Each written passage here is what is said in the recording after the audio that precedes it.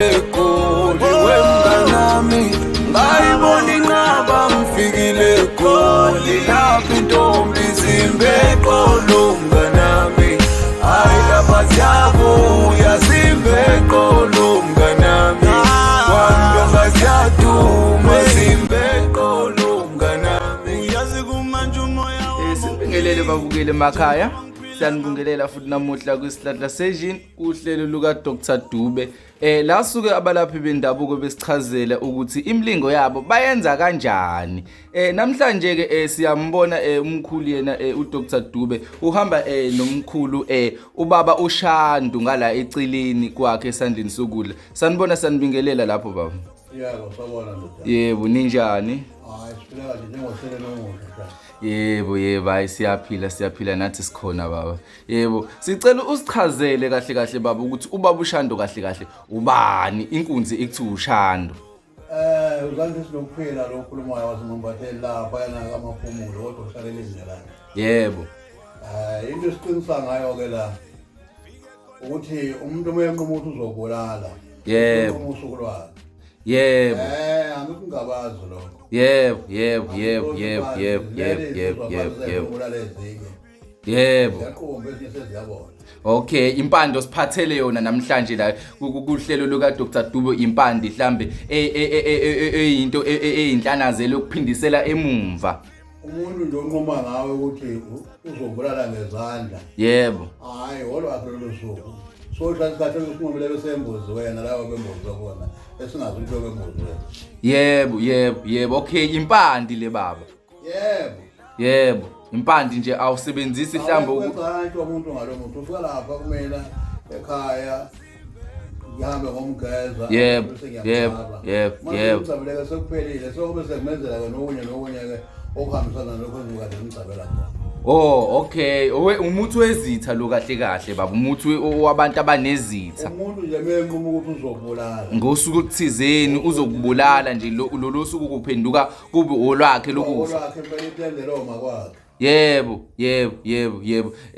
Umkhulu uShando ke le baba sicela uphinde uhlabe ngokunye mhlambe umnandi nako ucishe kufane nakho lokho okwazi ukwenza. Ake ngithi ke mangithola nje labathakazi. Yebo. Hlangana ngawo abantu abalanda imidlini yabantu bokuhamba basubulale ngayo cha. Kunenduku yami lokuthiwa ibhakede. Yebo. Uhlale ebhakedeni usukhuluma nawo uphehlele isikhali. Oh. Hayi noma ngabe kuthiwa ulande eNgilandi noma ulande eChina kodwa hayi uyahamba emhlabeni lo muntu. Ungale impando oyiphethe nje iyodwa. Kunjalo nje akugeje futhi akushaya ecaleni.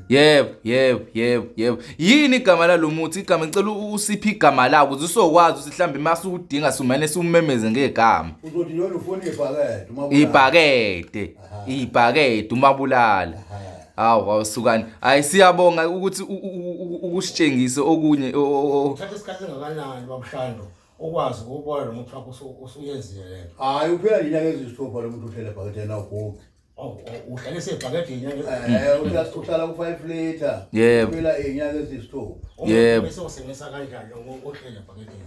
La wena uthatha ikhandlela elibomvu lilayethe mawukuthi usebenza ngesidla uliphathe ngalesandla sokudla.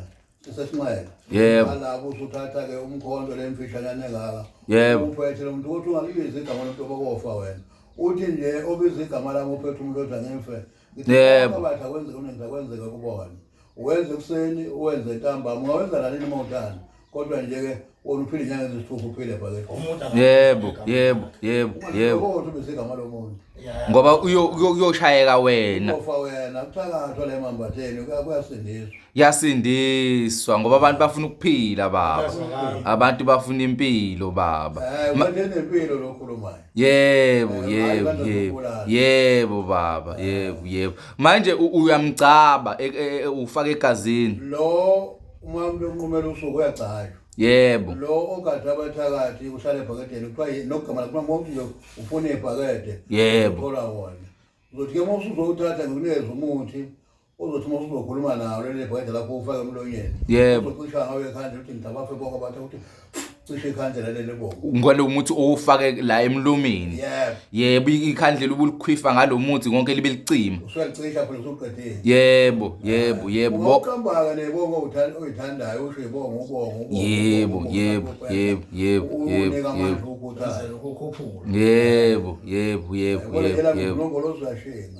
Oh, madoda. Yebo.